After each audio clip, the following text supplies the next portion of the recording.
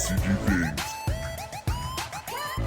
What's up, Yuhp gang? It's your boy Taxon, and welcome back to Yuhp DBSCG Things. And today we're going over another very exciting battle, guys. It's going to be round 3 and the final of our local this week. This is going to be Supreme Kai time versus Red Sin Shinron. But before we get into it, guys, I do want to say if you guys want any custom mats and or sleeves, absolutely check out Promats, guys. This is the best place to go get your custom card needs, and if you guys do decide to get a mat from them, make sure you guys use the promo code Yuhp to save on your entire order. With that being said, if you enjoyed this battle or my content in general, remember to hit all those buttons for me, like, comment, subscribe, hit that bell so you never miss a video. And with that being said, let's turn it around and dive in. Alrighty, you guys, and here we are with round 3 of our locals this week. This is the finals. We have Kai on the right side versus Sin on the left. Kai starting it off by charging an energy and then discarding his Goku to top 5 search for a Goku or a Vegeta Xeno, finding himself another copy of the same card he discarded to search for that card.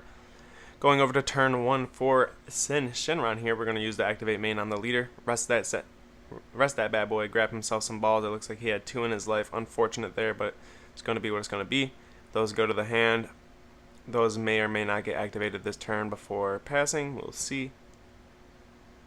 I'd imagine they get activated just to help get different cards into your hand and, you know, possibly draw a negate that could stop some of these critical attacks coming next turn.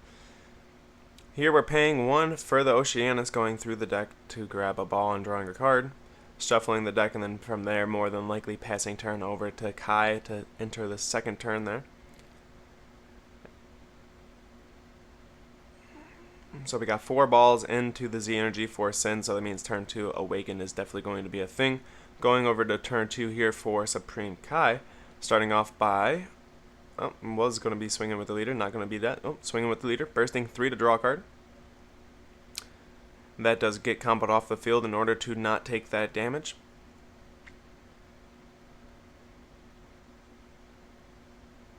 We're going to see the discard effect from the Goku once again. Top 5 search for a Goku or a Vegeta Xeno.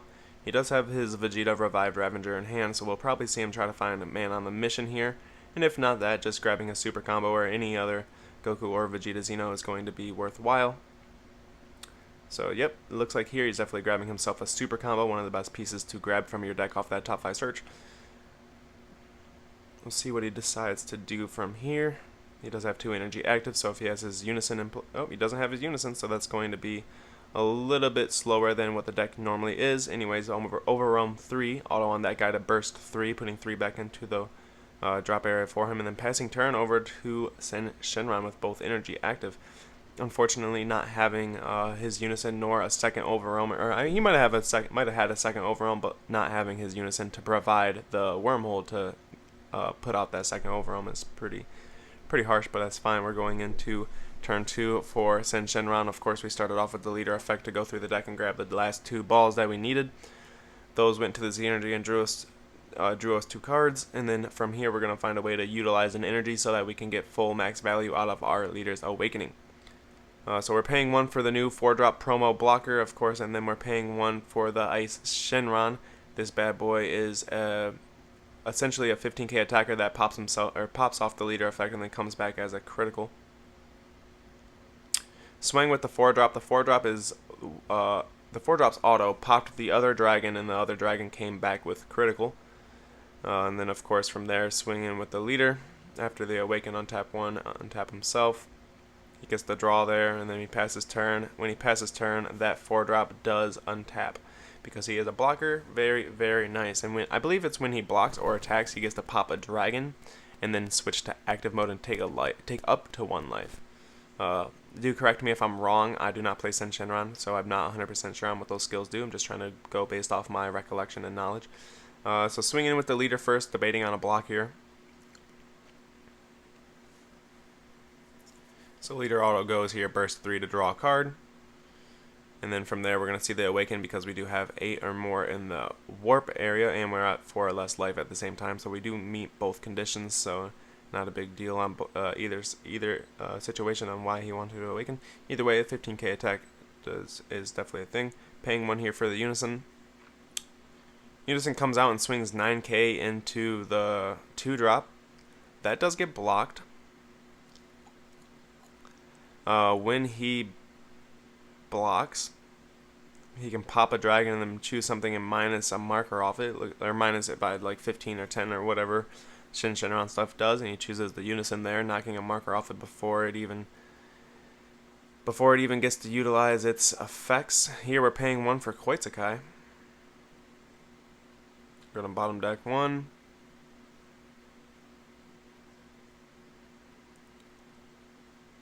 Draw 1.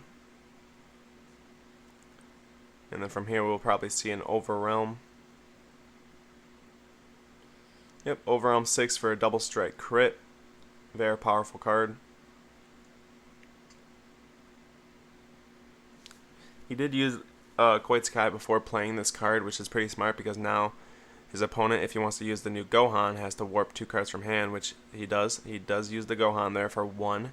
He is a blocker double strike 20k that minuses something by 20,000 on play auto. And since he is only 20,000, he does meet the conditions for Koitsukai, so he did have to warp 2 cards from his hand there. Pretty unfortunate. His hand definitely a little smaller than what it could have been here. But going into his turn 3 with a well more established board, he has his little dual attack Ice Shenron, he has his blocker dual attack dude or whatever the heck that card does, and then he also has his double strike Gohan, which is very powerful. A very, very solid board state for Sin, if you do ask me. And at 6 life, putting Kai down to 3, doing Sin Shenron things, absolutely putting the pressure down. We'll see if he ends up playing himself a triple striker this turn.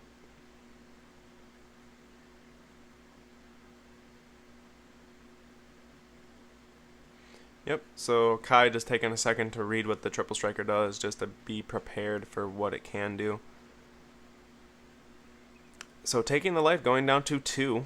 We're going to see 2 energy investment for the triple striker here, swinging in for the triple strike.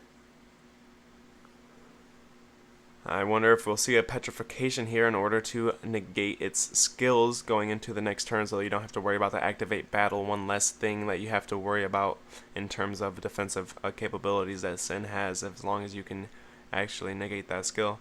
So I do see a petrification in Kai's hand. It looks like he's debating on if it's worth using it here. So yep, it looks like more than likely yes, going to use the petrification. We're going to discard a card and target that 8-drop in order to make it so that that activate battle is not going to be a thing next turn, which is pretty important. Swinging with the Gohan next. Sin Shenron does have a smaller hand due to him having to warp cards off of Koitsukai and also not taking damage in like the last 2 turns. So his hand is getting a little smaller, but also he is pressuring Kai so much that Kai has went down to 1 life from 4 this turn. So we'll see exactly what Sin Shenron does in order to try to end this game. It looks like for some reason he didn't use his leader effect to get rid of the blocker there. I probably would have minused one of my dragons in order to minus that blocker before swinging. But that's fine. We'll see what he decides to do with the rest of his attacks here. He does only have like 5 cards in hand, so if he decides to dump here, it could be lethal if Kai gets out of it, because then he's going to go into Kai's next turn with no cards in hand. So he does combo 2 cards. It looks like they are super combos, if you do ask me. I can't really tell. I do apologize about the glare. I did say in the last video that I would invest into an overhead tripod, but unfortunately those tripods are like $200, and it's just hard for me to want to invest into a stand like that when I'm not making money off of this YouTube channel. So with that being said, if you guys want to help support the channel, maybe I'll start like a GoFundMe or something for that style tripod, and maybe we'll get a little bit better quality videos off that. So that is a double super combo, forcing Kai to use quite a few cards in hand in order to get out of that attack without losing. And Sin Shenron does have 1 energy up. It looks like he's debating on using his Surmounting Vegeta to go down to 5, possibly turning on his Testing the Oppositions and also getting him 1 life closer to his The Awaken.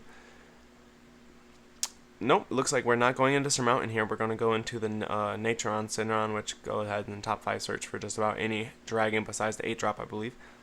Very, very powerful card. Grabbing himself the Oceanus there. And then from there we're going to see that past turn in phase autos untap that 4-drop dragon. Going into turn 4 here for Supreme Kai of Time. Absolutely debating on what to charge. It looks like charging himself with Super Kamehameha because Sin is a little tapped out right now. So unfortunately having to worry about things like Topo is not something that he has to stress about. So we're going into this turn here, starting off by using the Unison first. What I would do if I was in Kai's shoes is so that we don't have to deal with the effect of that 4-drop again, minusing our Unison, we'd hit the Overrealm first, get all of our autos off the leader and off the Unison, and then plus on the Unison before entering a battle step to allow that blocker to be a thing. So we do see the Overrealm 6, so auto on the leader to draw, auto on the Unison to burst, The 3 cards from the warp go to the drop as well from the leader.